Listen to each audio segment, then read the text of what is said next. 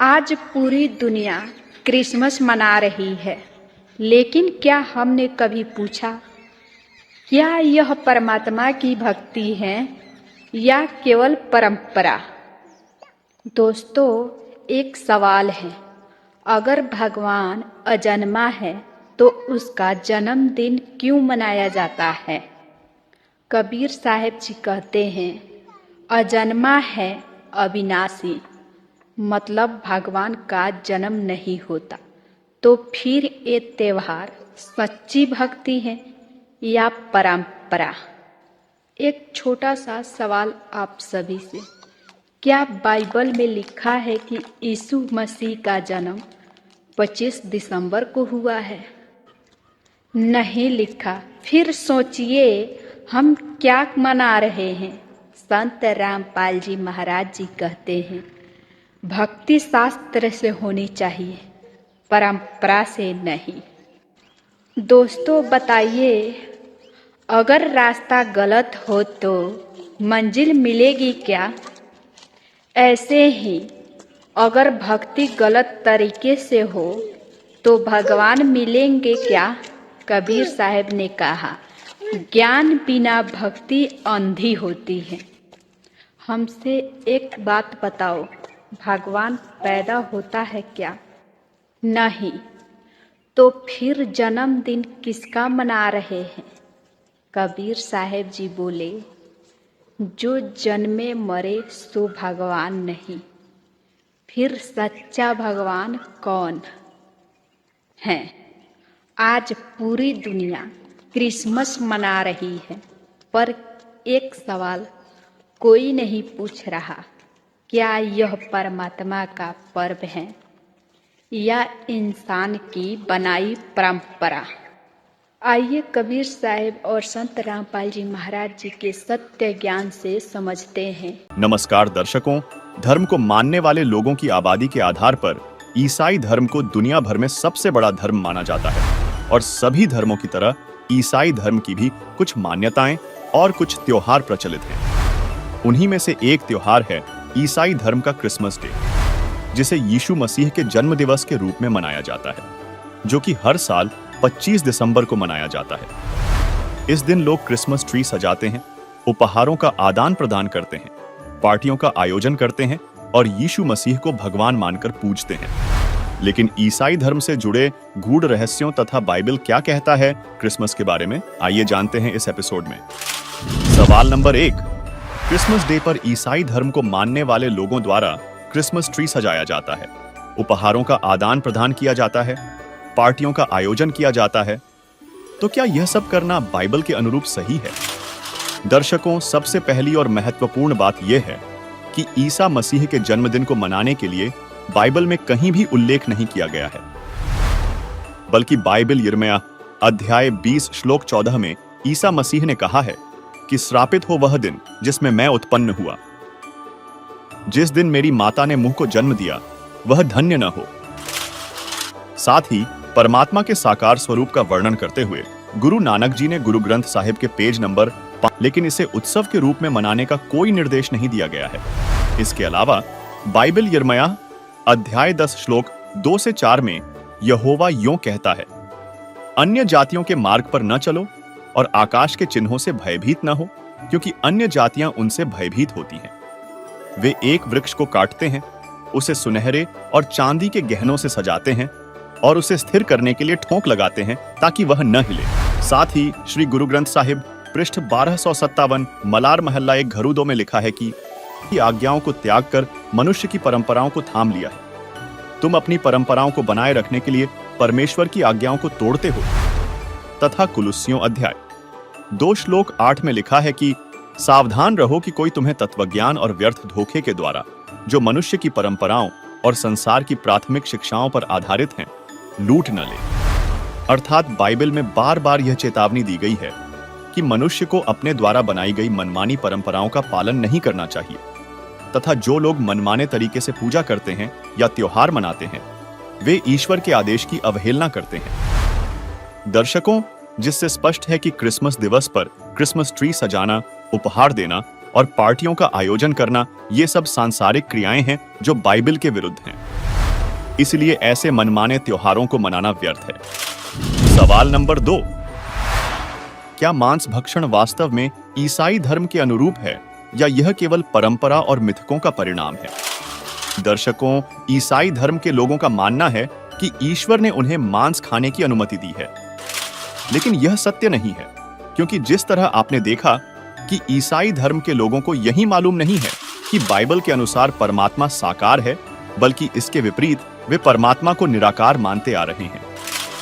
ठीक इसी प्रकार जिस परमात्मा ने 6 दिन में सृष्टि रचकर 7वें दिन विश्राम किया, उस सर्वशक्तिमान परमेश्वर ने किसी भी प्राणी को मांस खाने का आदेश नहीं दिया, जिसका प्रमाण आप स्वयं देखिए। ये दूसरा दिन हुआ, ये तीसरा दिन हुआ, और फिर ये चौथा दिन हुआ, और फिर ये 5वां दिन हुआ। अब हम 6ठे दिन पर आते हैं। ये तीसरा पृष्ठ है, ये तौरेत का। अब 26 में कहा कि फिर खुदा ने कहा हम इंसान को, यानी 5 दिन में जो सृष्टि रची वो कर दी, 6ठे दिन फिर खुदा ने कहा कि हम इंसान को अपनी सूरत पर अपनी सभी की मानिद बनाएं, और वे समुद्र की मछलियों और आसमान के परिंदों और चौपायों और तमाम जमीन पर और सब जानवरों पर जो जमीन पर रेंगते हैं इख्तियार रखे, उनसे समझदार हो। खाना नहीं लिखा है इसमें, आगे देखो। और खुदा ने इंसान को अपनी सूरत पर पैदा किया, अपने जैसा उत्पन्न किया, जैसा खुदा है। मनुष्य भी, खुदा भी मनुष्य जैसा हुआ। खुदा की सूरत पर उसको पैदा किया, नर और नारी करके उसने उनको पैदा किया। और खुदा ने उनको बरकत दी और कहा फूलो और बढ़ो और जमीन में मासूर हो, महकूम करो, और समुद्र की मछलियों और हवा के परिंदों और कुल जानवरों पर जो जमीन पर रेंगते हैं इख्तियार रखो। आगे लिखा कि और खुदा ने कहा कि देखो मैं तमाम रुए जमीन की कुल बीजदार सब्जी और हर दरखत जिसमें उसका बीजदार फल हो तुमको देता हूँ, ये तुम्हारे खाने को हैं। और जमीन के कुल जानवरों के लिए, हवा के कुल परिंदों के लिए और उन सब के लिए जो जमीन पर रेंगने वाले हैं, जिनमें जिंदगी का दम है, कुल हरी बूटियां खाने को देता हूं। और ऐसा ही हो गया। अपने आत्मा स्पष्ट कर दिया कि न तो किसी पशु को, ना पक्षी को, ना जलचर को, ना मनुष्य को उस अल्लाह ताला का आदेश नहीं है मांस खाने का। उन्होंने स्पष्ट कर दिया कि ये हरी सब्जी घास फूस दे रखा है तुम्हारे को। और फिर आगे देखो, और ऐसा ही होगा। और खुदा ने सब पर जो उसने बनाया था नजर की और देखा तो बहुत अच्छा है। और शाम हुई, सुबह हुई, और फिर 6ठा दिन हो गया। फिर उसके बाद आसमान और जमीन उनके कुल लश्कर का बनाना खत्म हुआ। और खुदा ने अपने काम को जिसे वो करता था 7वें दिन पूरा खत्म किया, और अपने सारे काम से जिसे वो कर रहा था 7वें दिन फारिग हुआ। और खुदा ने 7वें दिन को बरकत दी और उसे मुकद्दस ठहराया, क्योंकि उसमें खुदा सारी कायनात से जिसे उसने पैदा किया, बनाया और फारिग हुआ।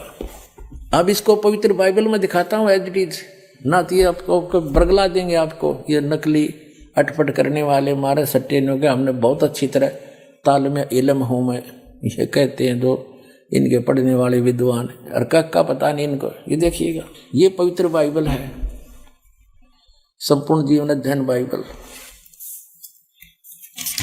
ये कहां से छपा ये देख लीजिएगा। ये देखिएगा, journal editor Donald C Stamps MDV, associate editor ये जे जवाली, Wesley Adams PhD, life publishers international, Springfield, Missouri, USA, printed in India. अब ये वही है सारा कुछ, और ये सारा दिखा दूं, पढ़ लो तुम। अब इसके हम इस पे आते हैं उत्पत्ति पर। देखिएगा, ये उत्पत्ति जिसको अंग्रेजी में इन्होंने कहा है जेनेसिस 1, प्रश्न नंबर 4 पे। आदि में यानी प्रारंभ में परमेश्वर ने आकाश और पृथ्वी की सृष्टि की। पृथ्वी बेडौल और सुनसान पड़ी थी, यह पहला दिन हुआ।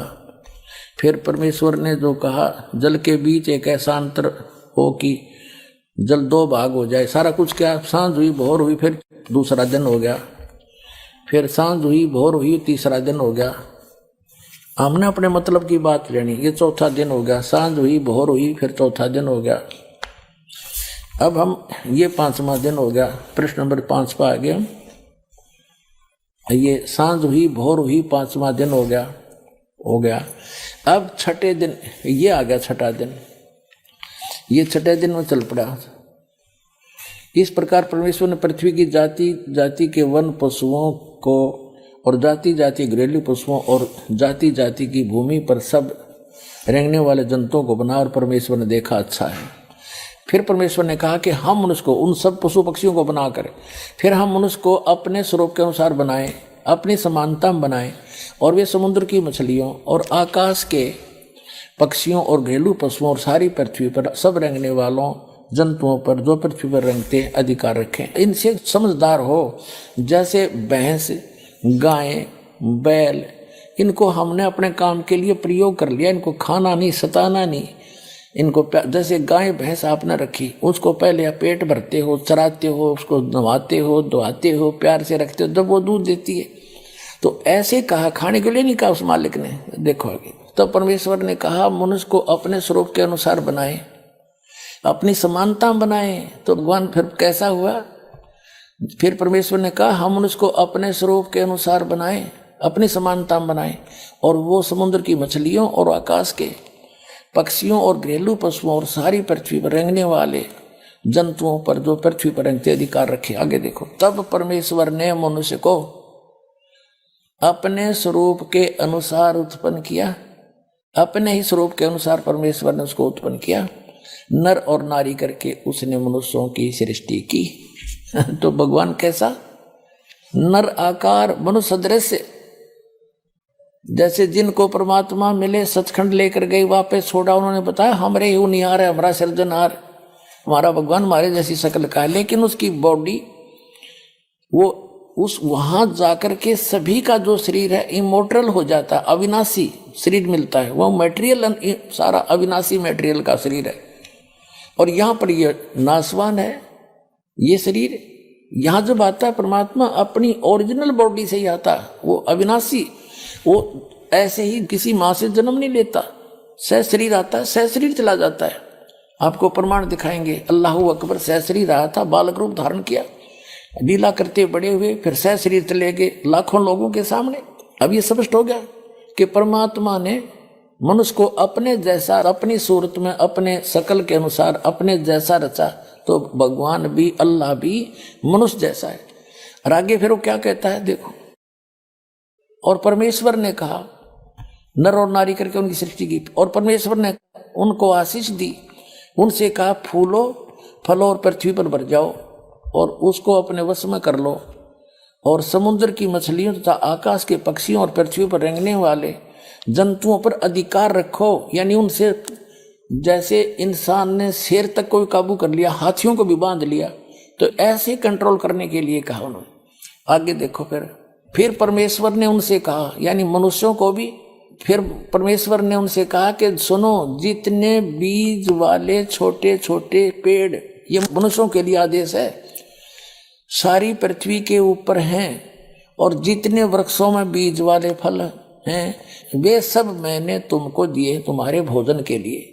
मनुष्य के लिए उस अल्लाह ताला का आदेश, अल्लाहू अकबर, जिसने 6 दिन में सृष्टि रची, 7वें दिन तख्त पर जा बैठा, वो है अल्लाहू अकबर है, वो अल्लाह कबीर है, वो कंप्लीट गॉड है, वो सर्जनहार है, वो क्रिएटर है।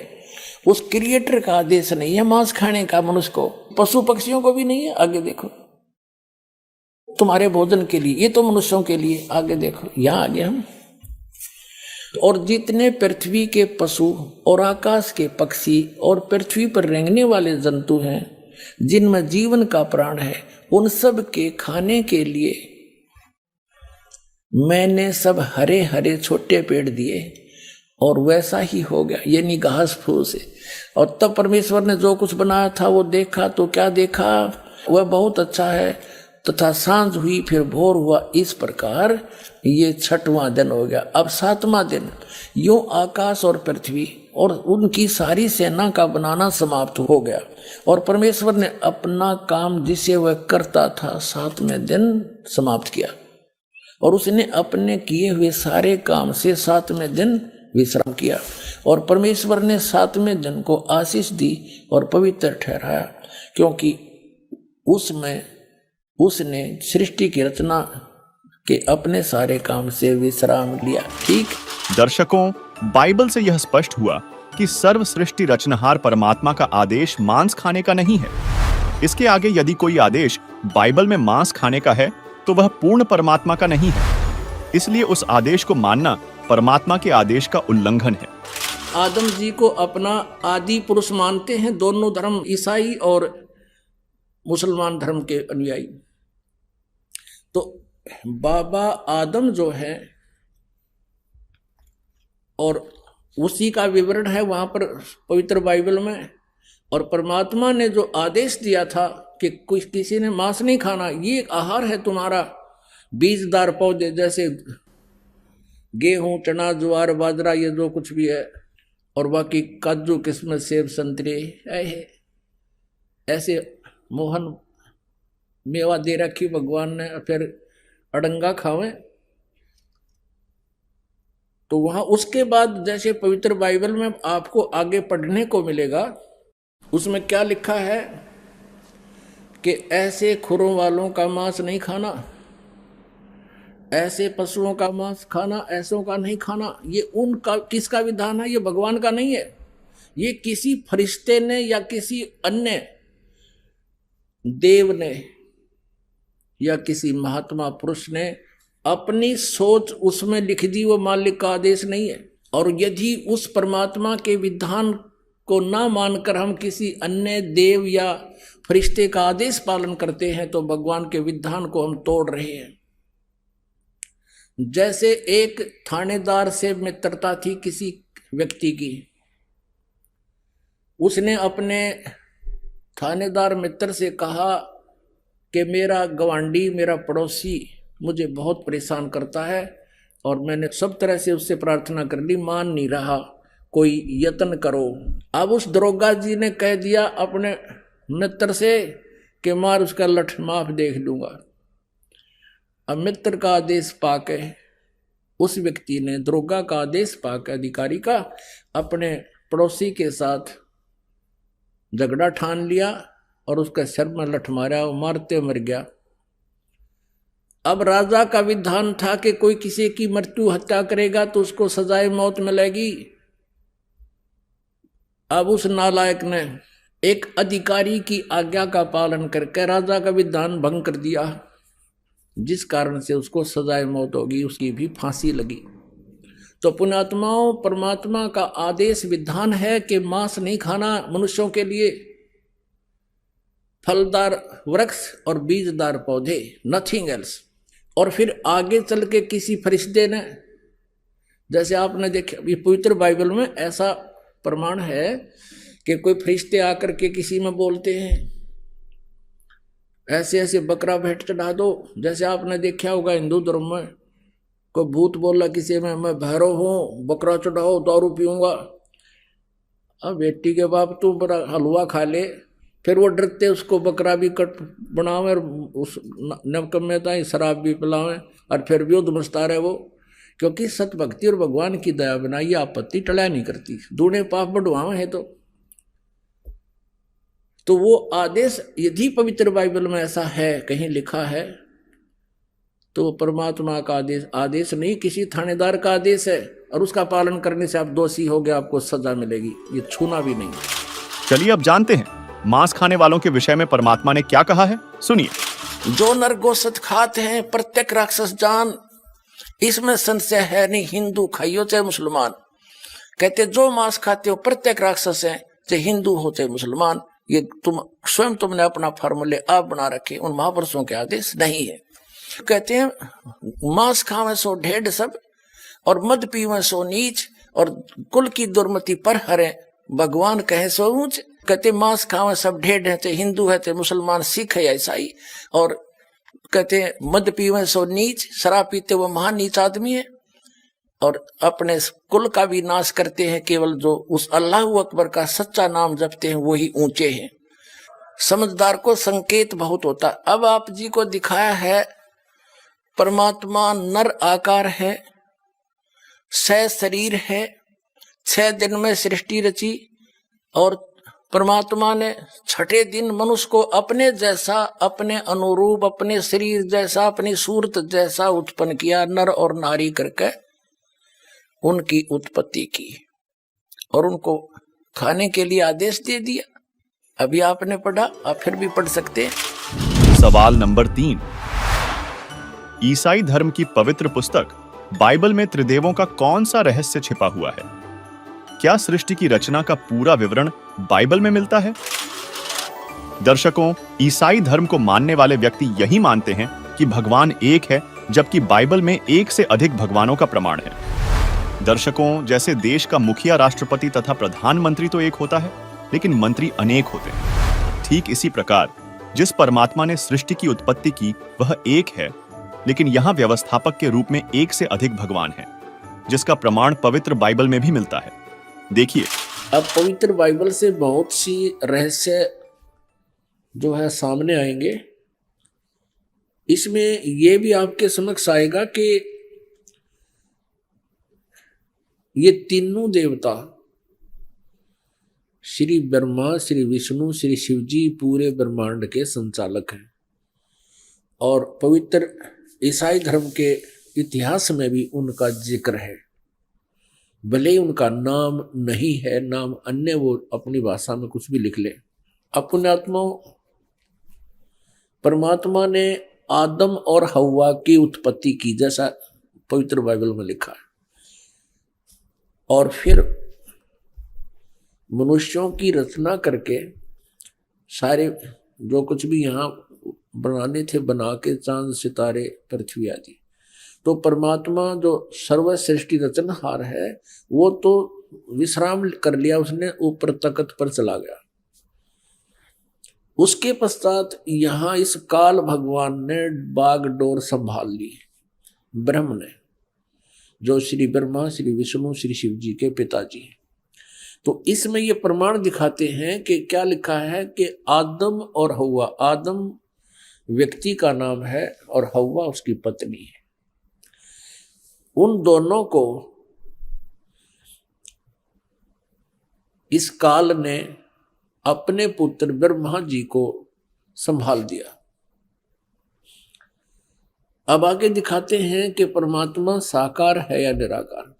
तो उनको दोनों को, आदम और हव्वा को, स्वर्ग में एक वाटिका में रहने के लिए छोड़ दिया और उनसे एक विशेष हिदायत दे दी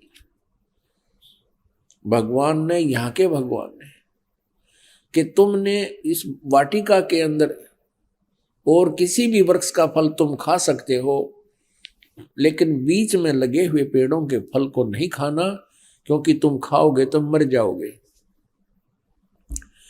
इसमें लिखा कि फिर उस दिनों के बाद एक सर्प आया। उस सर्प ने उनसे पूछा, आदम और हव्वा से कहा कि आप ये बीच वाले पेड़ के फल क्यों नहीं खा रहे हो? तो हव्वा ने सर्प से बताया कि हमारे को भगवान ने मना किया है और कहा कि तुम यदि बीच वाले फल खा लोगे पेड़ों के तो तुम्हारी मृत्यु हो जाएगी। तो सर्प ने कहा कि नहीं, ऐसा नहीं होगा, ये भगवान तुम्हें बहका रहा है, तुम नहीं मरोगे, बल्कि तुम्हें अच्छे और बुरे का ज्ञान हो जाएगा इसके फल खाने से। इसलिए भगवान तुम्हें धोखे में रखे हुए हैं कि कहीं तुम इस बीच वाले फल को, वृक्षों के फल को खा के अपने अस्तित्व को समझ सके, वो नहीं चाहता। अब हव्वा ने उस बीच वाले वृक्ष के फल को तोड़ा, आप भी खाया, अपने पति से भी खिला दिया। उस समय वो दोनों नंगे थे और उनकी ऐसी बुद्धि थी कि उनको शर्म नहीं आ रही थी एक दूसरे से। उस फल के खाने से उनको एहसास हुआ कि हमने ऐसे नहीं रहना चाहिए। तो उन्होंने अंजीर के पत्ते होते हैं बड़े बड़े, उन पत्तों को तोड़ा और अपने पर्दे पर बांध लिया। लिखा है इसमें पवित्र बाइबल में कि शाम के समय भगवान आया वाटिका में टहलने के लिए, और उसने आवाज लगाया कि आदम और हव्वा तुम कहाँ हो। भगवान को देखकर उनकी आहट पाकर के वो छुप गए वृक्षों के बीच में और कहने लगे कि हम यहां बैठे हैं, हमें आपसे शर्म आ रही है क्योंकि हम नंगे हैं। तो भगवान ने कहा कि तुमने बीच वाले पेड़ों के फल को खा लिया। उन्होंने कहा कि हाँ, हमने बीच वाले पेड़ के फलों को खा लिया, जिस कारण से हमें अब एक दूसरे से शर्म आने लगी। इस बात से वह भगवान नाराज हुआ और उसने कहा कि तुमको किसने बताया ये पेड़ों के फल खाने को। हव्वा ने कहा कि सर्प ने बताया, सांप ने। अपने आत्मा हमने अपने मतलब की बातें लेनी है। ये तो बहुत बड़े सदग्रंथ हैं, ये तो एक वन है, आध्यात्मिक वन, और आध्यात्मिक वन से हमने जो जड़ी चाहिए अपने रोग निवारण के लिए उतनी ही निकाल लेंगे, बाकी ठीक है, बाग हरा भरा पड़ा ही रखा ही है। आपको ये और दिखाते हैं कि भगवान वाटिका में टहल रहा था, और ये भी दिखाते हैं पवित्र बाइबल में कि उसने कहा कि अब इस बीच वाले फल के पेड़ के फल को खाने से ये इंसान बुद्धिमान हो गया है, और कहीं ऐसा ना हो कि जीवन के वृक्ष वाले फल को भी ना खा ले और फिर ये अमर हो जावे। इसलिए उसको वाटिका से निकाल दिया उनको, और उनके चमड़े के कपड़े बनवाए भगवान ने। तो भगवान निराकार की तरह गया। कहां से हुआ निराकार, ये कहां से लाए ये थ्योरी, ये सिद्धांत, ये देखिएगा। ये हम पढ़ रहे हैं पवित्र बाइबल, और जेनेसिस 3 यानी 3रा अध्याय, मनुष्य का पतन, पृष्ठ नंबर 9 पे। यहोवा परमेश्वर ने जितने बनेले पशु बनाए थे उन सब में सर्प धुरत था। उसने स्त्री से कहा, क्या सच है कि परमेश्वर ने कहा है तुम इस वाटिका के किसी वृक्ष का फल न खाना? स्त्री ने सर्प से कहा, इस वाटिका के वृक्षों के फल हम खा सकते हैं, पर जो वृक्ष वाटिका के बीच में है इसके फल के विषय में परमेश्वर ने कहा है कि न तो तुम उसको खाना और न उसको छूना, नहीं तो मर जाओगे। तब सर्प ने स्त्री से कहा, तुम निश्चय न मरोगे, वरन परमेश्वर आप जानता है कि जिस दिन तुम उसका फल खाओगे उसी दिन तुम्हारी आंखें खुल जाएंगी और तुम भले बुरे का ज्ञान पाकर परमेश्वर के तुल्य हो जाओगे। अतः जब स्त्री ने देखा कि उस वृक्ष का फल खाने के लिए अच्छा है और देखने में मन भाऊ और बुद्धि देने के लिए चाहने योग्य भी है, तब उसने उसमें से तोड़कर खाया और अपने पति को भी दिया, उसने भी खाया। तब उन दोनों की आंखें खुल गई और उनको मालूम हुआ कि वे नंगे हैं, इसलिए उन्होंने अंजीर के पत्ते जोड़ तोड़ कर लंगोट बना लिए। तब यहोवा परमेश्वर, जो कि दिन के ठंडे समय यानी शाम को या सुबह वाटिका में फिरता था, अब देखो, तब यहोवा परमेश्वर, यानी ये यहोवा कहो से परमेश्वर को, जो कि दिन के ठंडे समय वाटिका में फिरता था, घूमया करता था, का शब्द उनको सुनाई दिया, उसके पैरों की आवाज सुनाई दी। तब आदम और उसकी पत्नी वाटिका के वृक्षों के बीच में छुप गई। वृक्षों के बीच यहोवा परमेश्वर से छिप गए। तब यहोवा परमेश्वर ने पुकार कर आदम से पूछा, तू कहाँ है? जिस भगवान ने न्योय नहीं बेरा आदम किस है, तो बताओ परमात्मा है या नहीं, ये भी शंका होगी हमें। तब यहोवा परमेश्वर ने पुकार कर आदम से पूछा, तू कहाँ है? उसने कहा, मैं तेरे शब्द बारी में सुनकर डर गया, क्योंकि मैं नंगा था, इसलिए छिप गया। अब उसने कहा, किसने, योहा परमेश्वर ने कहा कि किसने तुझे बताया कि तू नंगा है? जिस वृक्ष का फल खाने को मैंने तुझे मना किया, क्या तूने उसका फल खा लिया? आदम ने कहा, जिस स्त्री को तूने मेरे संग रहने को दिया है उसी ने उस वृक्ष का फल मुझे दिया और मैंने खाया। तब योहा परमेश्वर ने स्त्री से कहा कि तूने यह क्या किया है? स्त्री ने कहा कि सर्प ने मुझे बहका दिया, तब मैंने खाया। प्रश्न नंबर 10 पर आप देखेंगे, उत्पत्ति ग्रंथ अध्याय 3 और 4 आप पढ़ रहे हो, अभी 3 चल रहा है। इसमें क्या लिखा कि आदम ने अपनी पत्नी का नाम हव्वा रखा, क्योंकि जितने मनुष्य जीवित हैं उन सब की आदि माता वही है। और योहा परमेश्वर ने आदम और उसकी पत्नी के लिए चमड़े के अंग रखे बनाकर उन्हें पहना दिए। ये भगवान निराकार कहाँ से सारी बात करे, उनके कपड़े बुनवावे, घूमे फिरे, बोले बतलावे। फिर योहा परमेश्वर ने कहा कि मनुष्य भले बुरे का ज्ञान पाकर हम में से एक के समान हो गया है। अब भगवान एक से अनेक हो गए। फिर योहा परमेश्वर ने कहा कि मनुष्य भले बुरे का ज्ञान पाकर हम में से एक के समान हो गया है। इससे सिद्ध है ये भगवान इस सतर के एक से अधिक हैं। इसलिए अब ऐसा ना हो कि वह हाथ बढ़ाकर जीवन के वृक्ष का फल तोड़ के खा ले और वो सदा जीवित रहे। एक और प्रमाण दिखाते हैं इसी पवित्र बाइबल में, ये देखिएगा। ये प्रश्न नंबर 11 पर भी यही समर्थन है। ये उत्पत्ति ग्रंथ है, 4-5 अध्याय हम चल रहे हैं। अब 5वां अध्याय में भी यही स्पष्ट किया स्टार्ट में, आदम से नूह तक का इसमें जिक्र है, विवरण है। आदम की वंशावली यह है कि जब परमेश्वर ने मनुष्य की सृष्टि की तब अपने ही स्वरूप में उसको बनाया। अब डबल दूसरी बार फिर यहां पर प्रमाणित कर दिया कि परमेश्वर ने मनुष्य की सृष्टि की तब अपने ही स्वरूप के अनुसार में उसको बनाया। उसने नर और नारी करके मनुष्य की सृष्टि की और उन्हें आशीष दी और उनकी सृष्टि के दिन उसका नाम आदम रखा। अब स्पष्ट हो गया, 2 बार फिर कह दिया। अब आगे दिखाते हैं, ये भी दिखाते हैं कि ये 3 हैं जो इनको कंट्रोल करते हैं। किसको? ईसाई धर्म को। ये देखिए, वो 3 हैं, 3 का भी प्रमाण आपको देते हैं। ये देखिएगा,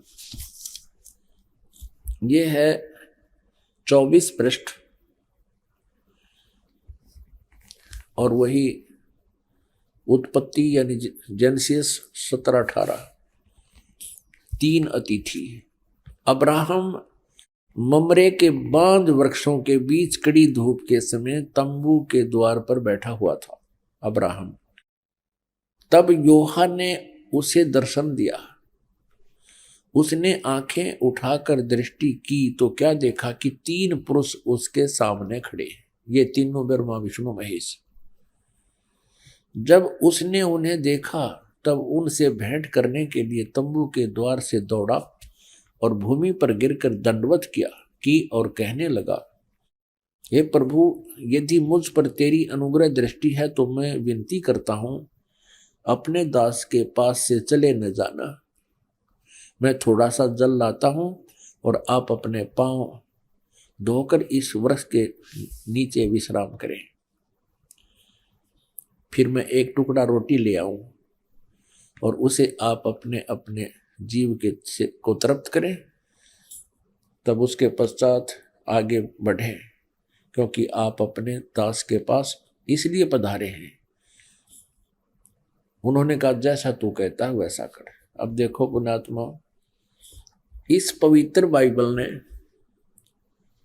यह सिद्ध कर दिया कि परमात्मा मनुष्य सदृश है, वो साकार है, मनुष्य जैसा है, क्योंकि उसने मनुष्यों की सृष्टि अपने स्वरूप के अनुसार की है। दूसरा कंसेप्ट ये क्लियर कर दिया कि 7वें दिन तख्त पर जा बैठा, उसने विश्राम किया। उसके बाद इस काल के हाथ में बागडोर आ गई, ब्रह्म के हाथ में, और इसने अपने तीनों पुत्रों को ये बागडोर संभाल रखी है, श्री ब्रह्मा, श्री विष्णु, श्री शिव जी को। आपने ये भी देख लिया कि भगवान किसी दृष्टिकोण से भी निराकार नहीं है, वो साकार है। पूर्ण परमात्मा भी साकार है जिसने सारे ब्रह्मांडों की रचना की, और आगे ये देवता भी साकार है जो वाटिका में घूम रहा है, उनसे बातें कर रहा है, उन आदम और हवा के कपड़े सिलवा रहा है। और फिर अब्राहम नाम के एक महापुरुष हुए हैं इसी ईसाई धर्म में। ईसा जी से पूर्व की बातें हैं, आदम जी के बाद की बातें। तो उसने देखा कि 3 भगवान खड़े सामने, उनको दंडवत प्रणाम किया।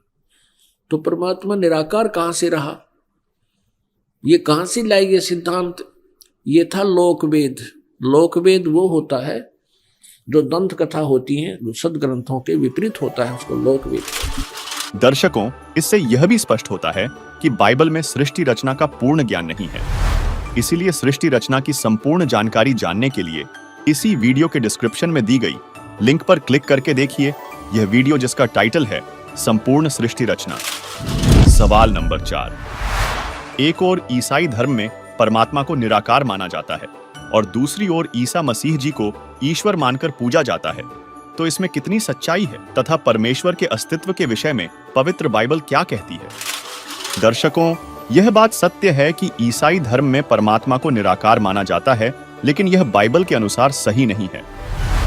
साथ ही परमात्मा को निराकार मानते हुए भी पूरा ईसाई धर्म ईसा मसीह की ईश्वर के रूप में पूजा करता है, जबकि परमात्मा तो कोई और है जिसने 6 दिन में सृष्टि रची, 7वें दिन विश्राम किया, जिसका प्रमाण पवित्र बाइबल के उत्पत्ति में है। देखिए पवित्र बाइबल। अब आपको बताते हैं परमात्मा कैसा है। परमात्मा परमेश्वर वो साकार है, नर आकार है, मनुष्य दृश्य है, और वो सतलोक में रहता है। सतलोक वो स्थान है जो कभी नाश नहीं होता है। गीता जी अध्याय नंबर 18 के श्लोक नंबर 62 में उसी को शाश्वत स्थान कहा है, यानी सनातन परम था, और वहां जाने के बाद प्राणी का फिर कभी जन्म मृत्यु नहीं होता। अब जितने भी सतलोक की सचखंड की महिमा गाने वाले ये पंथ हैं,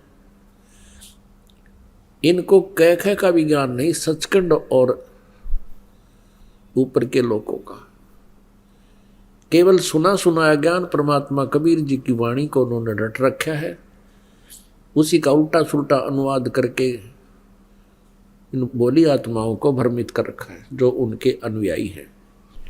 सर्वप्रथम आपको पवित्र बाइबल से परिचित कराते हैं। पवित्र बाइबल के पढ़ने वालों से आप पूछिएगा परमात्मा साकार है व निराकार? वो कहेंगे परमात्मा निराकार है, और कहते हैं गॉड इज फॉर्मलेस।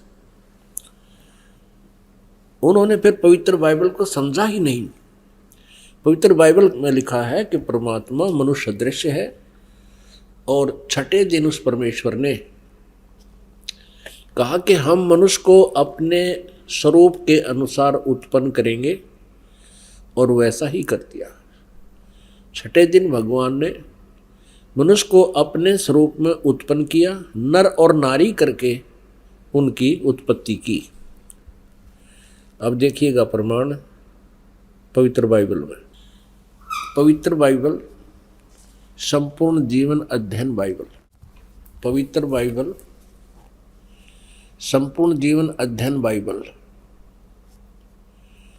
संपादक हैं डेविड स्टुअर्ट, अंग्रेजी। प्रधान संपादक Donald C Stamps, MA MDV। संयुक्त संपादक ये सारे कुछ लिखे इनके। ये USA से छपा है। अब ये देखिएगा उत्पत्ति, जिसको इंग्लिश में अंग्रेजी में बोलते हैं ये जेनेसिस। आरंभ यहाँ होता है। आदि में परमेश्वर ने आकाश और पृथ्वी की सृष्टि की। पृथ्वी बेडौल और सुनसान पड़ी थी और गहरे जल के ऊपर अंधियारा था तथा परमात्मा का आत्मा जल के ऊपर मंडराता था। जब परमेश्वर ने कहा कि उजियाला हो तो उजियाला हो गया और परमेश्वर ने उजियाले को देखा कि अच्छा है और परमेश्वर ने उजियाले को अंधियारे से अलग किया और परमेश्वर ने उजियाले को दिन अंधियारे को रात कहा। सांझ हुई फिर भोर हुआ, भोर माने सुबह। इस प्रकार ये पहला दिन की रचना की प्रभु ने, परमात्मा ने, परमेश्वर ने। फिर परमेश्वर ने कहा कि जल के बीच एक ऐसा अंतर हो कि जल दो भाग हो जाए, तब ऐसा ही होगा। तथा इस प्रकार सांझ हुई फिर भोर हुआ, ये दूसरा दिन हो गया। फिर तीसरे दिन कुछ और रचना की, सांझ हुई फिर भोर हुआ, फिर ये तीसरा दिन हो गया। ये फिर सांझ हुई फिर भोर हुआ, ये चौथा दिन हो गया। कुछ और रचना की परमात्मा ने, चौथा दिन हो गया। फिर ये प्रश्न नंबर 5 पे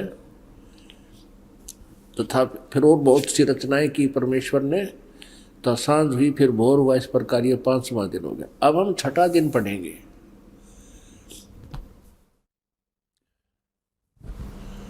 फिर परमेश्वर ने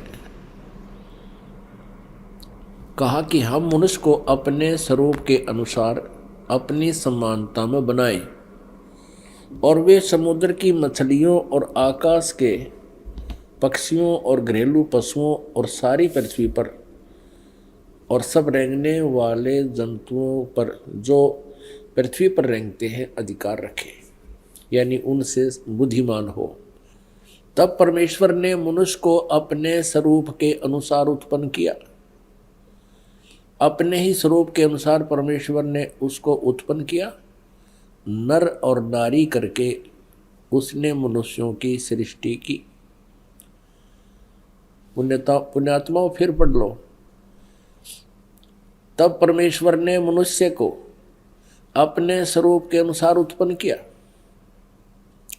अपने ही स्वरूप के अनुसार परमेश्वर ने उसको उत्पन्न किया, नर और नारी करके मनुष्यों की सृष्टि की।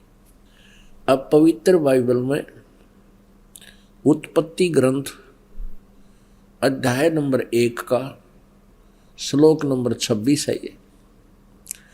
इसमें स्पष्ट कर दिया है कि परमात्मा मनुष्य जैसा है, उसने मनुष्य को अपने जैसा बनाया है, नर और नारी करके उसकी उत्पत्ति की। यह प्रश्न सदियों से चला आ रहा है कि परमात्मा साकार है या निराकार, और यह सवाल जितना पुराना है उतनी पुरानी धारणा भी सभी धर्मों में बनी हुई है कि परमात्मा निराकार अर्थात बेचून है। लेकिन सच क्या है, यह तो हमें अपने पवित्र धर्म ग्रंथों को देखने के बाद ही पता चलेगा। तो चलिए अपने धर्म ग्रंथों को देखते हैं कि सच्चाई क्या है। अब देखते हैं इस्लाम धर्म की पाक पुस्तक कुरान शरीफ से। पवित्र कुरान शरीफ हमने फिर उठा ली है। यह वह इलामी किताब है जिसमें कोई संदेह की गुंजाइश नहीं। शास्त्रीय अरबी पद्धति पर नागरी लिपि में ये कुरान शरीफ कंप्लीट देखें। और ये मुतरजम ये है शास्त्रीय अरबी पद्धति पर नागरी लिपि में, इसका सह अनुवाद सटीपण ये इसकी हिंदी है। रूपांतरकार है नंद कुमार अवस्थी, शेरवाणी संस्करण। यहां देखते हैं जालिकल किताबों लारैब ज सलाफी ही जय। यह वह इलामी किताब है जिसमें कोई संदेह की गुंजाइश नहीं। कुरान शरीफ ये अनुवाद टिप्पण शास्त्रीय अरबी पद्धति पर नागरी लिपि में शेरवाणी संस्करण। प्रकाशक हैं लखनऊ किताब घर, मौसम बाग, सीतापुर रोड, लखनऊ। इतने। अब हम इसके आते हैं। अब देखिएगा कुरान शरीफ और सूरत फुरकानी 25 604 पृष्ठ पे हम यहां से पढ़ने लगेंगे। जैसे पहले भी पढ़ा था 52 आयत को हम पढ़ेंगे। फला तुतियल काफिरिन व जाहिदुम बिही जिहादन कबीरन। इसका अनुवाद बिल्कुल सामने हिंदी में कर दिया उन्हीं ने। तो ए पैगंबर तुम काफिरों का कहा न मानना, ये कुरान शरीफ का ज्ञानदाता कह रहा है हजरत मोहम्मद जी को कह रहा है। और इस कुरान की दलीलों से उनका सामना बड़े जोर से करो। इन्होंने कबीर का अर्थ बड़ा कर दिया, ठीक है। अब हम आते हैं 607 पृष्ठ पे, सूरत फुरकानी 25, और यहां आ गया है। अब हम 53वीं आयत पढ़ेंगे। और वही है जिसने दो दरियाओं को मिला चलाया, एक का पानी मीठा प्यास बुझाने वाला और एक का खारी कड़वा, और दोनों में एक आड़ और मजबूत रोक बना दी। और वही है जिसने पानी की बूंद से आदमी को पैदा किया, फिर उसको साहिबे नसब यानी किसी का बेटा या बेटी, और ससुराल वाला यानी किसी का दामाद बहू बनाया। और तुम्हारा परवरदिगार हर चीज करने पर शक्तिमान है। अब 55 आयत पढ़ेंगे, 54 पढ़ ली। और काफिर अल्लाह के सिवा ऐसों को पूजते हैं जो न उनको नफा पहुंचा सकते हैं और न उनको नुकसान पहुंचा सकते हैं। और काफिर तो अपने परवरदिगार से पीठ दिए हुए हैं, मुंह मोड़े हैं। तो और ए पैगंबर हमने तुमको खुशखबरी सुनाने और सिर्फ अजाब से डराने के लिए भेजा है। हजरत मोहम्मद जी को भेजने वाला वही है जो कुरान शरीफ का ज्ञान दे रहा है। वो कह रहा है कि हमने तुम्हें अजाब से डराने के लिए भेजा। देखिएगा यहां कहते हैं ए पैगंबर हमने तुमको खुशखबरी सुनाने और सिर्फ अजाब से डराने के लिए भेजा है। इन लोगों से कहो कि मैं तुमसे इस अल्लाह के हुक्म पर कुछ मजदूरी नहीं मांगता। हाँ, जो चाहे अपने परवरदिगार तक पहुंचने की राह इख्तियार कर ले। अब 58 नंबर में कहा कि और ए पैगंबर उस जिंदा पर भरोसा रखो। जिंदा महात्मा के रूप में वो अल्लाह अकबर कबीर परमात्मा सतलोक से उस सच्चे स्थान से अर्श कुर्स के ऊपर से चलकर आए थे। एक जिंदा महात्मा के रूप में मिले थे और भी अन्य महापुरुषों को मिले। आदरणीय धर्मदास साहिब जी को मिले, बांधवगढ़ वाले को जिंदा महात्मा के रूप में। आदरणीय मुल्कदास साहिब जी को मिले। आदरणीय नानक साहिब जी को, सिख धर्म के प्रवक्ता को, जिंदा महात्मा के रूप में आकर वही अल्लाह अकबर अल्लाह कबीर मिले। आदरणीय दादू साहिब जी को वही जिंदा महात्मा के रूप में मिले। आदरणीय गरीबदास साहिब जी गांव छुड़ानी जिला ददर हरियाणा वाले को वही अल्लाह अकबर यानी कबीर परमात्मा जिंदा महात्मा के रूप में आकर मिले। आदरणीय गीसा दास साहिब जी को गांव खेखड़ा जिला मेरठ ये उत्तर प्रदेश वाले को जिंदा महात्मा के रूप में आकर वो परमात्मा मिलते हैं। ऐसा उसका विधान है और वेदों में ये प्रमाण है कि वो परमात्मा ऊपर रहता है। राजा की समान देखने में नर आकार है, मनुष्य दृश्य है, वहां से गति करके आता सह शरीर अच्छी आत्माओं को मिलता है। वही अल्लाह अकबर वो पूर्ण परमात्मा आदरणीय हजरत मोहम्मद जी को भी मिले थे और उनको ऊपर लेकर भी गए थे। लेकिन इन्होंने उस जबरील के भय से, डर से उस पूर्ण परमात्मा की बात को स्वीकार नहीं किया था। ये आगे आने वाले समय में पूरा इतिहास सुनाएंगे इस घटना का। अब देखिएगा हम ये 57 नंबर आयत पढ़ रहे हैं। 57 ए पैगंबर उस जिंदा पर भरोसा रखो जो कभी मरने वाला नहीं है, वास्तव में अविनाशी इमोर्टल वही है, और तारीफ के साथ उसकी पाकी बयान करते रहो। यानी कुरान शरीफ के ज्ञानदाता से अन्य की पाकी बयान करने को कुरान शरीफ का ज्ञानदाता कह रहा है। और अपने बंदों के गुनाहों से वो काफी खबरदार है। जिसने आसमानों और जमीन और जो कुछ उनके बीच में है सबको 6 दिन में पैदा किया और फिर वह तख्त पर जा विराजा। वह अल्लाह बड़ा वो अल्लाह कबीर है, वो अल्लाह कबीर है। अंडरस्टूड हो गए? वो रहमान है और उसकी खबर किसी बाखबर इल्म वाले से पूछ देखो। कुरान शरीफ का ज्ञान दाता भी उससे अनभिज है, उस अल्लाह अकबर को नहीं जानता।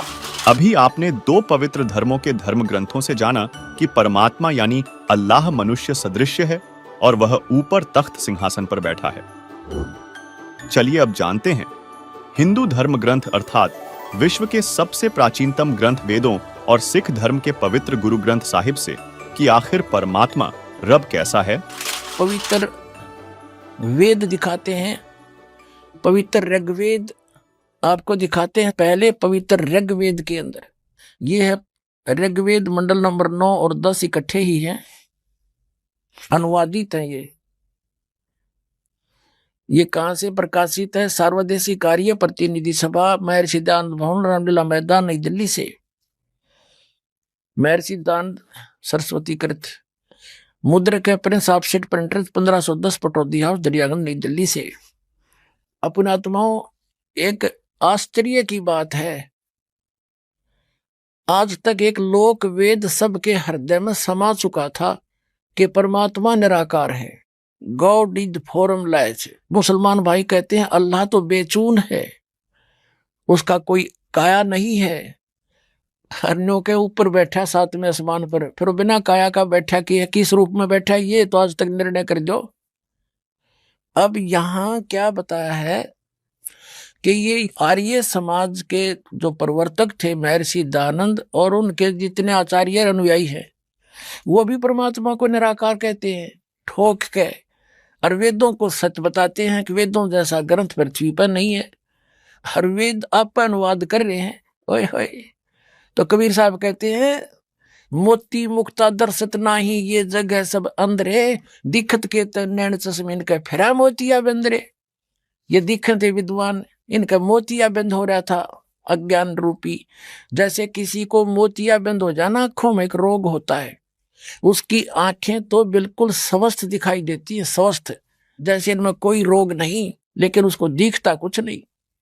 तो परमात्मा कहते हैं ये दिखे थे विद्वान और कहें निराकार, इनका कख भी नहीं पता, अनुवाद खुद कर रहे हैं और फिर भी निराकार का ढोल पीट रहे हैं।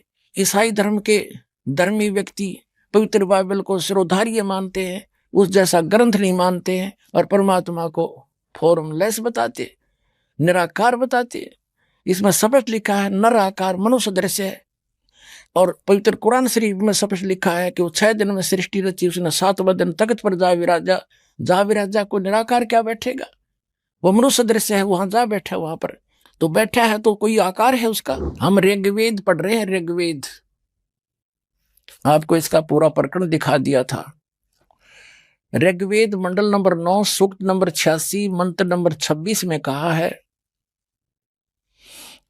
कि यज्ञ करने वाले यजमानों के लिए परमात्मा, यज्ञ माने धार्मिक अनुष्ठान अर्थात पूजा करने वाले यजमान माने भक्तों के लिए परमात्मा सब रास्तों को सुगम करता हुआ उनके विघ्नों को मर्दन करता है, उनके संकटों का नाश करता है और उनको पवित्र करता हुआ और अपने रूप को सरल करता हुआ वह कांति में परमात्मा। यहाँ इन्होंने इस कबीर इस कबीर का, हम इसको कबीर बोले, वो कबीर, हम वह को वह बोलते हैं अपनी भाषा में। जैसे किसी का नाम वेद प्रकाश है और हम कहेंगे उसको वेद प्रकाश, और वो भी कोई उससे पूछेगा कौन है भाई, क्या नाम है तेरा, वो खुद भी कहेगा मेरा नाम वेद प्रकाश है और लिखेगा जब वेद प्रकाश। तो ऐसा ही समझो कबीर, ये कबीर जो लिखा है हम इसको कबीर बोलते हैं। और देव माने परमेश्वर, ये देखो ये कबीर, इसका इन्होंने संधि छेद कर दिया और ऐसे लिख दिया, रे को अपसर्ग में बदल दिया। अब हम पहले इस कंसेप्ट को क्लियर करेंगे, पहले थोड़ा सा ये पढ़ कर। यहां लिखना था वो कबीर देव है, ये देखिएगा हमने यजुर्वेद उठा लिया, पवित्र यजुर्वेद ले लिया। देखिएगा इसमें सिद्ध करेंगे ये कहां से छपा है? सार्वदेशिक आर्य प्रतिनिधि सभा 2/5 महर्षि दानंद रामला मैदान नई दिल्ली से। ये महर्षि दानंद सरस्वती कृत, ये यहां से मुद्रक, यहां से छपा है। अब हम इसके आते हैं, ये 36 चैप्टर है, अध्याय नंबर 36, 36 है ये यजुर्वेद का, यहां से पढ़ेंगे। ये 36 अध्याय है, 36वां। इसके प्रथम मंत्र में लिखा है रचम वाचम प्रपदे मनो यजु प्रपदे। ये यजु शब्द है, यजु अपसर्ग लगा रखे हैं इसका। तो यहां अनुवाद किया महर्षि दानंद ने, इसका बिल्कुल सही किया। ये यहां इसकी भ्रमित नहीं थी बुद्धि, इसको यजु का अर्थ यजुर्वेद कर दिया, यही करना चाहिए था। यदि यहां इसका कोई और अर्थ कर देता, सर्वज्ञ या कोई वैसे लिख देता, कोई सतुतियों का संग्रह, क्योंकि महिमा यजुर्वेद की थी इसमें, तो यजुर्वेद लिखना पड़ा, भले ही 2 अपसर्ग लगे। इसी प्रकार जहां परमात्मा की महिमा का वर्णन है वेद में, वहां कबीर शब्द है, अपसर्ग भी लगा दे अपने व्याकरण के आधार से। हम इनकी व्याकरण भी डिस्टर्ब नहीं करना चाहते। ये कबीर देव लिखना चाहिए था इन्होंने, यहाँ पर कबीर का अर्थ कबीर देव लिख देते, सर्वज्ञ नहीं। हम उसको कबीर साहब कहते हैं, कुरान शरीफ में उसको अल्लाह अकबर अल्लाह कबीर कहते हैं, और हम उसको कबीर देव कबीर साहब कहते हैं। वेदों में उसको कबीर देव कहते हैं, हम उसको कबीर देव बोलने लाएंगे। कबीर साहब, कबीर परमात्मा, साहब कहो, राम कहो, अल्लाह कहो। तो इस प्रकार अब हम समझेंगे ऋग्वेद के उन चंद मंत्रों को जिसमें परमात्मा साकार स्पष्ट है। अब यजुर्वेद रख दिया, ऋग्वेद उठा लिया। अब ऋग्वेद पर आगे हम देखिएगा। अब वहीं आगे हम ऋग्वेद मंडल नंबर 9 सूक्त 86 का मंत्र नंबर 26 में ये कबीर तो यहाँ है कि यज्ञ करने वाले यजमानों के लिए परमात्मा, यानी धार्मिक अनुष्ठान यानी भक्ति करने वाले भक्तों, यजमान माने भक्तों के लिए परमात्मा सब रास्तों को सुगम करता हुआ उनके विघ्नों को मर्दन करता है, नाश करता है, उनके संकटों का निवारण कर देता है, उनको पवित्र करता हुआ और अपने रूप को सरल करता हुआ वह कांति में परमात्मा। यह लिखना था कबीर देव, सर्वज्ञ नहीं करना चाहिए अर्थ।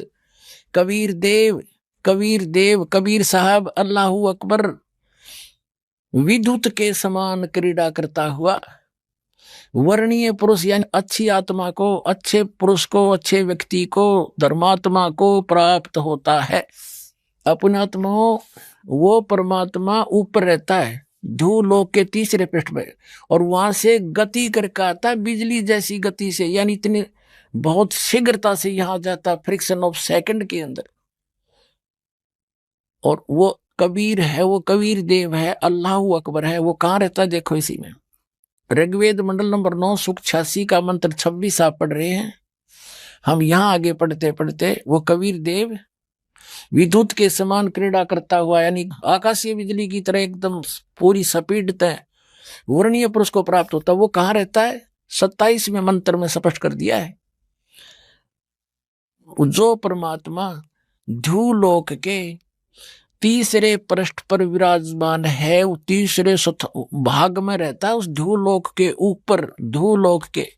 अब और दिखाते हैं आपको, वही ऋग्वेद मंडल नंबर 9 और सूक्त 54 यानी 54 का मंत्र नंबर 3 देखो नीचे।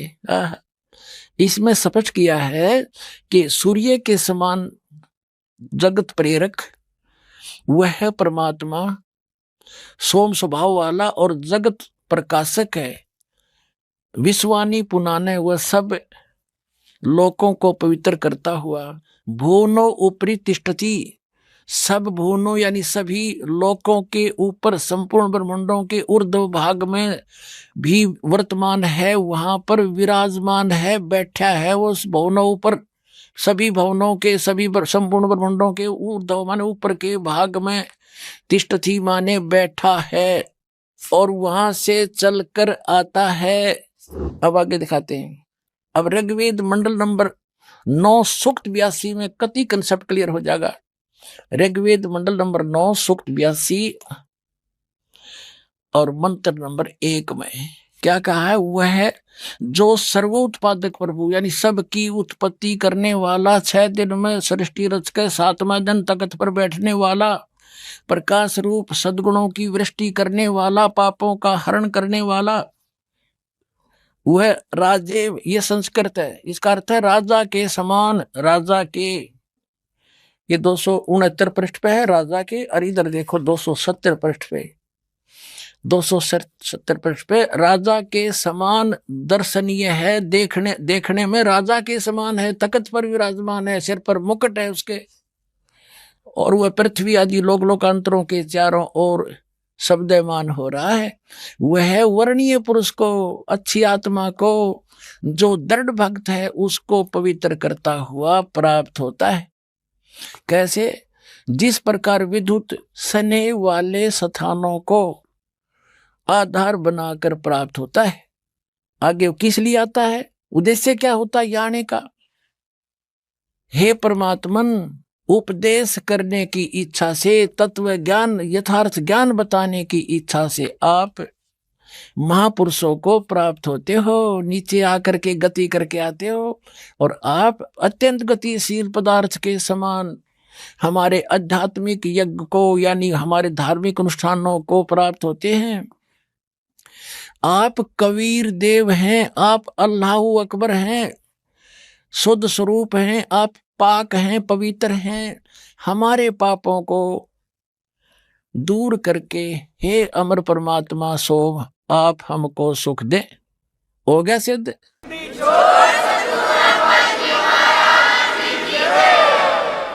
अब 3 पवित्र धर्मों के सदग्रंथों से सिद्ध हो गया कि वो परमात्मा नर आकार है, मनुष्य दृश्य है, और ऊपर के लोक में तख्त के ऊपर विराजमान है, सब ब्रह्मांडों के ऊपरी स्थान पर, और वहां से गति करके सह शरीर आता है, यहाँ तत्व ज्ञान प्रकाश करता है। धर्म शास्त्रों का परम ज्ञाता गुरु नानक जी ने गुरु ग्रंथ साहिब के पेज नंबर 567 में लिखा है, वड्डा साहिब है आप अलख पारा, तेरे बंके लोएण दंतरी साला, सोने नक जैन लंबड़े वाला, कंचन काया सोने की ढाला, हंस हंसा बग बग्गा लह मन की जाला, बंके लोएण दंतरी साला, तेरी चाल सुहावी मधुराड़ी बाणी,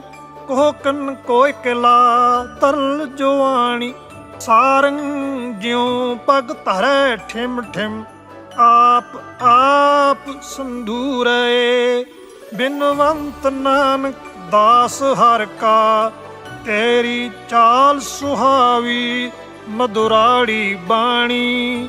साथ ही श्री गुरु ग्रंथ साहिब पृष्ठ 1257 मलार महल्ला एक घरूदो में लिखा है कि बागे कापड़ बोले बैण, लम्मा नक काले तेरे नैण, कबहू साहिब देखिया भैण, ऊडा ऊड चढ़ा असमान, साहिब समृथ तेरा ताण, जल थल डूंगर देखा तीर, थान थनंतर साहिब बीर, जेन तन साज दिए नाल खंभ, अत तृष्णा उडणे की डंझ, नदर करे तां बंधा तीर, ज्यों वेखाले त्यों वेखां वीर, ना ए तन जाएगा ना जाएंगे खंभ, पौने पानी अग्नि का संबंध, नानक कर्म होवे जपिए कर गुर पीर, सच सुमावे ए शरीर। दर्शकों, इन वाणियों में नानक जी ने कहा है कि सर्वशक्तिमान परमात्मा के भेद को कोई नहीं जानता। मैंने उस परमात्मा को देखा है, उसका दर्शन किया है। हे सर्वशक्तिमान परमात्मा, आपकी सुंदर आंखें हैं, सुंदर दांत हैं, आपका नाक भी अति सुंदर है, आपके बाल चमकीले लंबे हैं, आपका शरीर स्वर्ण जैसा है, आपकी चाल मोहक है, आपकी वाणी मधुर है, कोयल जैसी सुरीली है, आप सारंग पक्षी के समान ठुमक ठुमक कर चलते हो, लंबा नाक, आंखें सुंदर हैं। अर्थात सिख धर्म के पवित्र श्री गुरु ग्रंथ साहिब से भी सिद्ध होता है कि परमात्मा साकार है। जैसे पशु रखते हैं, उनमें से वही परिवार का सदस्य उनके गोबर को उठाता है। हमरे ही हुनियार है हमरा सिरजनहार, गरीब दास विधि भेद सुन खुला मुक्ति द्वार।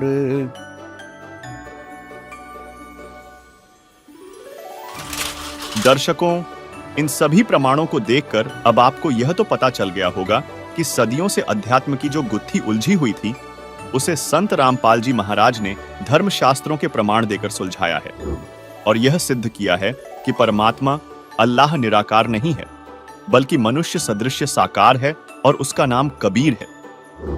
इससे यह भी पता चलता है कि हमारे धर्म गुरुओं को सद्ग्रंथों का ज्ञान नहीं है, अन्यथा वे परमात्मा को निराकार नहीं बताते। दर्शकों, इससे स्पष्ट है कि सर्वशक्तिमान परमेश्वर तो वह है जिसने सर्व सृष्टि को बनाया। उसने हम मनुष्यों को अपने स्वरूप के अनुसार उत्पन्न किया, जिससे सिद्ध होता है कि बाइबल के अनुसार परमात्मा साकार है।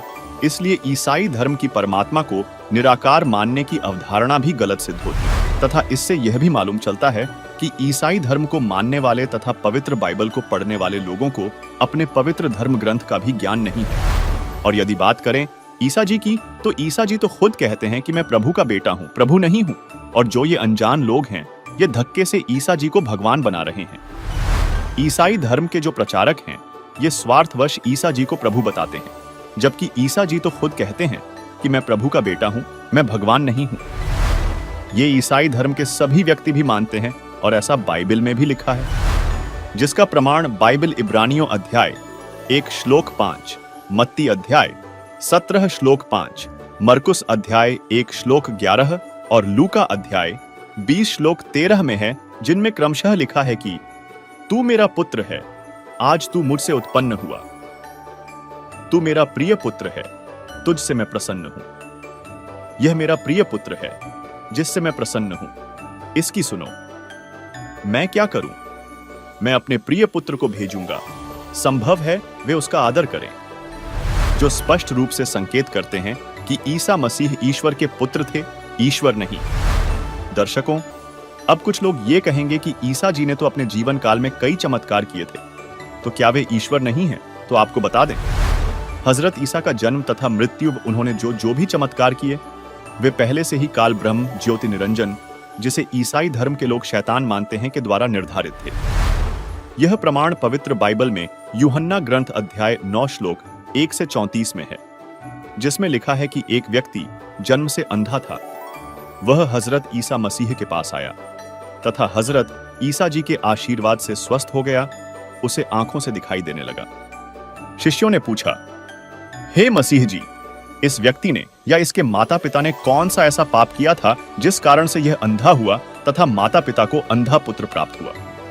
ईसा जी ने कहा कि इसका कोई पाप नहीं है जिसके कारण यह अंधा हुआ है, तथा न ही इसके माता पिता का कोई पाप है जिस कारण उन्हें अंधा पुत्र प्राप्त हुआ। यह तो इसलिए हुआ है कि प्रभु की महिमा प्रकट करनी है। भावार्थ यह है कि यदि पाप होता तो हजरत ईसा आंखें ठीक नहीं कर सकते थे, तथा काल रूपी ब्रह्म ने ईसा जी की महिमा बनाने के लिए अपनी शक्ति से किसी प्रेत द्वारा अंधा करा रखा था, जो ईसा जी के पास आते ही प्रेत निकल गया और व्यक्ति को दिखाई देने लगा था। यह सर्वकाल ज्योति निरंजन ब्रह्म शैतान का सुनियोजित जाल है, जिस कारण उसके द्वारा भेजे अवतारों की महिमा बन जाए तथा सर्व आस पास के प्राणी उस पर आसक्त होकर उसके द्वारा बताई ब्रह्म काल की साधना पर अटल हो जाए। जिसकी पूर्ण जानकारी जानने के लिए इसी वीडियो के डिस्क्रिप्शन में दी गई लिंक पर क्लिक करके देखिए। यह वीडियो जिसका टाइटल है संपूर्ण सृष्टि रचना। दर्शकों, पवित्र बाइबल मत्ती अध्याय 26 श्लोक 24 से 55 में उल्लेख है कि यीशु की मृत्यु पहले से निर्धारित थी और यीशु को पहले से पता था कि उनका एक शिष्य उन्हें धोखा देगा और उन्हें गिरफ्तार करवाएगा, जिससे ईसा जी भी नहीं बच सके। दर्शकों, बाइबल के उपरोक्त उल्लेखों से स्पष्ट है कि यीशु जन्म और मृत्यु के चक्र में थे और यीशु द्वारा किए गए चमत्कार पहले से ही निर्धारित थे। बाइबल के ये सभी प्रमाण साबित करते हैं कि यीशु परमेश्वर नहीं है। तो वास्तविक परमेश्वर कौन है, जिसने 6 दिन में सृष्टि रची और 7वें दिन विश्राम किया? उसकी विस्तृत जानकारी जानने के लिए इसी वीडियो के डिस्क्रिप्शन में दी गई लिंक पर क्लिक करके देखिए यह वीडियो जिसका टाइटल है संपूर्ण सृष्टि रचना। दर्शकों, वास्तव में यीशु मसीह इस पृथ्वी पर काल ब्रह्म द्वारा भेजे गए कुछ विशेष और अलौकिक शक्तियों से युक्त एक नबी थे। उन्हें विष्णु लोक से पृथ्वी पर भेजा गया था, लेकिन उनके वास्तविक स्वरूप और उद्देश्य के बारे में संपूर्ण जानकारी केवल एक तत्वदर्शी संत ही प्रदान कर सकते हैं। इसी विषय में स्वयं कबीर परमेश्वर जी ने कबीर सागर के अध्याय मोहम्मद बोध में कहा है, ये तो अधर शून्य स्थाना, जबरूत मोकाम ईसा को जाना, ईसा पैगंबर पढ़े किताबा, उसका नाम इंजील किताबा, सलाम आलेक तहां हम कीना, दस्ता बोस उन्हू उठी लीना, तहवा बैठी विश्वंभर राई, वही पीर तो वही खुदाई। दर्शकों, हम सभी जानते हैं कि उस समय के स्वार्थी लोगों ने ईश निंदा के आरोप में ईसा मसीह को सूली पर चढ़ा दिया था, और जब उनका शरीर सूली से उतारा गया तो उन्हें एक कब्र में दफना दिया गया। लेकिन 3 दिन बाद आश्चर्यजनक रूप से ईसा जी अपने अनुयायियों को दर्शन दिए। लेकिन दर्शकों, वह ईसा मसीह नहीं थे, बल्कि वह स्वयं पूर्ण परमात्मा कबीर जी थे, जिन्होंने यीशु के रूप में प्रकट होकर उनके अनुयायियों का विश्वास बनाए रखा। यदि परमेश्वर यह लीला न करते तो यीशु के अनुयायियों का भगवान से विश्वास उठ जाता और वे नास्तिक हो जाते, जबकि परमात्मा भक्तों के विश्वास को कभी कमजोर नहीं होने देता। इस विषय में संत गरीबदास जी ने कहा है, गरीब लाख सिद्धर मैं करूं अपने संतों का जे, एरना कुछ जो मारत हूँ नरसिंह दर्द हो साज। अर्थात संत गरीबदास जी ने बताया है कि परमेश्वर कबीर जी कहते हैं कि जो मेरी शरण में किसी जन्म में आया है मुक्त नहीं हो पाया, मैं उसको मुक्त करने के लिए कुछ भी लीला कर देता हूं। जैसे प्रहलाद भक्त की रक्षा के लिए नरसिंह रूप धारण करके हिरण्यकशिपु को मारा था। फिर कहा है कि गरीब जो जन हमारी शरण है ताका हूँ मैं दास, गैल गैल ला गया फेरों जब तक धरणी आकाश। अर्थात परमेश्वर कबीर जी ने कहा है, जो जन व्यक्ति किसी जन्म में मेरी शरण में आ गया है उसके मोक्ष के लिए उसके पीछे पीछे फिरता रहता हूँ। जब तक धरती आकाश रहेगा तब तक उसको काल जाल से निकालने की कोशिश। तो दर्शकों, अभी आपने देखा संत रामपाल जी महाराज जी ने बाइबल से प्रमाणित करके दिखाया। ऐसे ही वीडियो देखने के लिए चैनल को सब्सक्राइब करें। तब तक मिलते हैं अगले एपिसोड में। धन्यवाद।